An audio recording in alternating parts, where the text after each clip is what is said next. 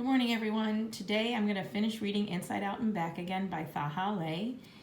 2 days ago I read the first of the last part of the book and ended on page 232 with the poem Not the Same.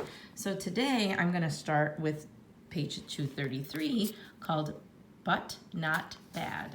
And so again, I'm going to read them. You should pause, do your gist, and then listen to the next poem and so forth. Okay. But not bad. Mother slaps my hand. Learn to compromise. I refuse to retrieve the pouches. Pout. Go to bed. Stare at the photograph of a real papaya tree. Wonder if I'll ever taste sweet, tender orange flesh again. Gong rings out. How soothing a real gong sounds. Swirls of incense reach me, hovering like a blanket, tugging me in.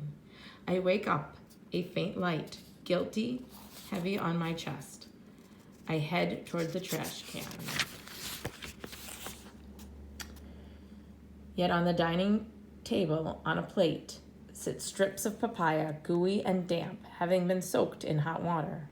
The sugar has melted off, leaving plump, moist, chewy bites. Not the same, but not bad at all. So that's the end of part 3. Now we're going to go on to part 4 from now on. And so this is really more about the back again part of Ha's life. Letter from the North. 8 months ago, war ended. 4 months ago, mother sent out letter. Today, father's brother answers. Still, we know nothing more. Our uncle even went south to talk with our old neighbors to find father's old friends. He consulted, left word, waited, until it became obvious he would know nothing more. His letter doesn't tell us what to do from now on. We look to mother. She doesn't tell us either. Ours is a silent Christmas Eve, December 24th. So again, pause, do your gist, and then begin gift exchange day. Pam comes over on gift exchange day with a doll to replace the mouse-bitten one I told her about. I almost scream because the doll with long black hair is so beautiful, but I whisper, thank you. My high emotions are squished beneath the embarrassment of not having a gift for her.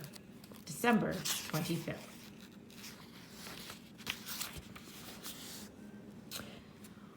What if? Brother Quang asked, what if father escaped to Cambodia and is building an army to go back and change history? Vu Li asks, what if father escaped to France but can't remember his own history, so he builds a new family and is happy? Brother Koi asks, what if father escaped to Tibet after shaving his head and joining a monastery?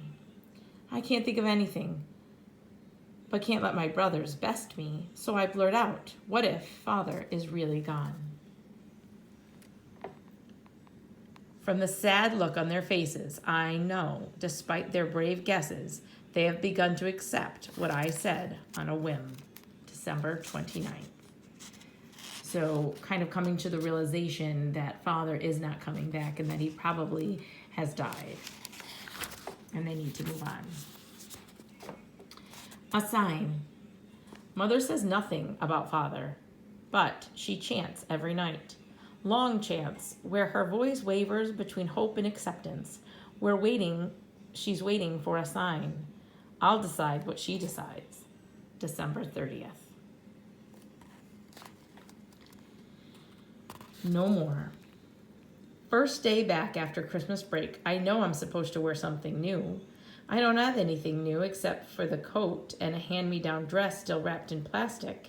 It's beige with blue flowers, made from a fabric fuzzy and thick, perfect for this cold day. Best of all, it's past my knees, perfect for a cold bike ride. Pem is wearing a new skirt falling into her calves as always. So Steven's new white shirt looks stiff as a wall. As soon as I remove my coat, everyone stops talking. A girl in red velvet comes over to me. Don't you know flannel is for nightgowns and sheets? I panic. Pem shrugs. I can't wear pants or cut my hair or wear skirts above my calves. What do I care what you wear? So Stephen says, it looks like a dress to me. The red velvet girl points to the middle of my chest. See this flower?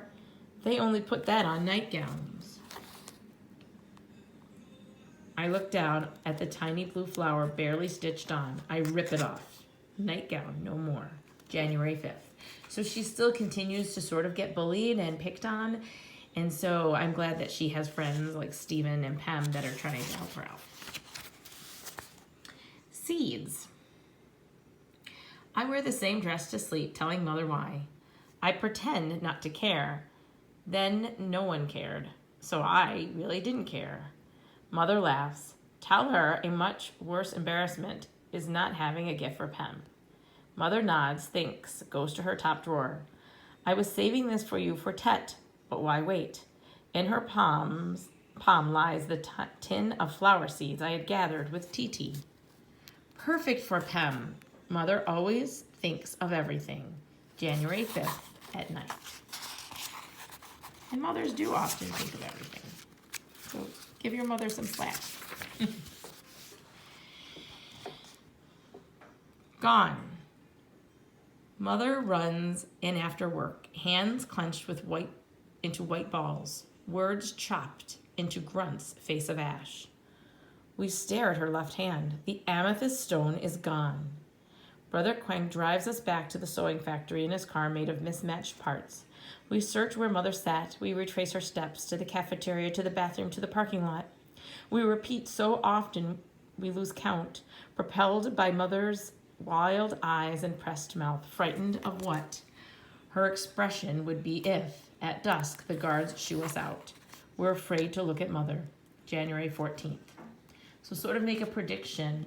What do you think is going to happen next? And is there some symbolic representation of Mother losing her ring? Think about that. Truly gone. When home, Mother retreats to our room. Mrs. Dinner remains soundless. At bedtime, we hear the gong, then chanting. The chant is long, the voice low and sure.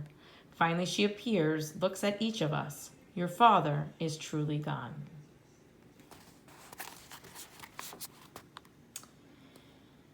Eternal peace. Mother wears her brown Adele brought from home. Each of my brothers wears a suit too small or too big. I wear a pink dress of ruffles and lace, which I hate, but at least it's definitely a dress. Each of us faces the altar, holding a lit incense stick between palms in prayer. Father's portrait stares back. This is as old as we'll ever know him. The thought turns my eyes red.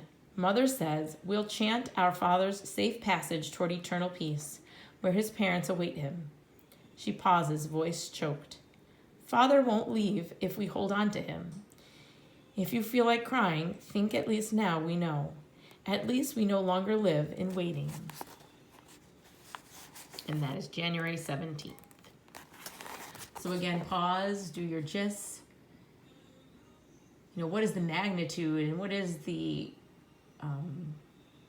sort of celebration that they're doing right now, or ritual, I guess, that they're doing right now. Okay, the next poem is called Start Over. I'm trying to tell Miss Washington about our ceremony for father, but it takes time to match every noun and verb, sort of all the tenses, remember all the articles, set the tone for every S. Miss Washington says if every learner waits to speak perfectly, no one would learn a new language. Being stubborn won't make you fluent. Practicing will. The more mistakes you make, the more you'll learn not to. They laugh.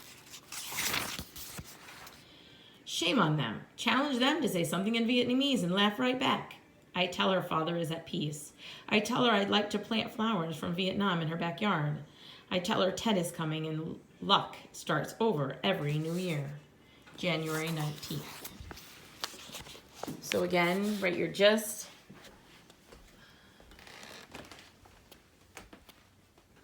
An engineer, a chef, a vet, and not a lawyer. Brother Quang has started night school to restudy engineering to become what he was meant to be. Mother smiles. Vu Li refuses to apply to a real college. Instead, will go to a cooking school in San Francisco, where his idol once walked. And remember who his idol is, Bruce Lee. Mother sighs, twists her brows to no effect. Brother Coy announces he will become a doctor of animals. Mother starts to say something, then nods. Mother has always wanted an engineer, a real doctor, a poet, and a lawyer. She turns to me. You love to argue, right? No, I don't. She brightens. I vow to become much more agreeable. January 29th. Okay, so there was a little humor in there, why the mother brightens her face. Maybe jot down that in your gist too. Okay, 1976, Year of the Dragon. This Tet, there's no I Ching teller of fate. So Mother predicts our year. Our lives will twist and twist, intermingling the old and the new, until it doesn't matter which is which. This Tet, there's no bang chung in the shape of a square made of pork, glutinous rice, and mung beans wrapped in banana leaves.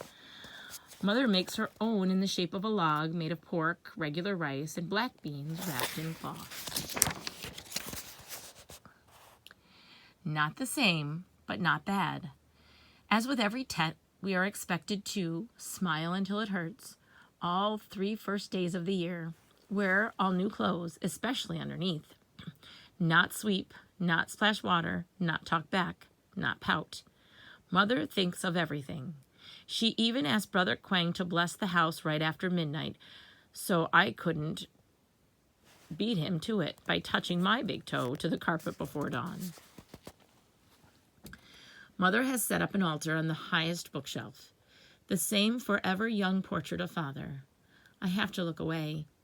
We each hold an incense sticks and wait for the gong. I pray for Father to find warmth in his new home, Mother to keep smiling more, Brother Quang to enjoy his studies, Vu Li to drive me from and to school, Brother Coy to hatch an American chick. I open my eyes, the others are still praying. What could they be asking for? I think and think, then close my eyes again. This year, I hope I truly learn to fly kick, not to kick anyone so much as to fly. January 31st, Tet. So we began the book with Tet in the year 1975, and now we end with Tet in the year 1976. So it is a good way to show 1 year in the life of a refugee. And so I'm also going to maybe add a little clip from the actual author reading some of her book and talking about her book. So you might want to check that one out too. Have a good day.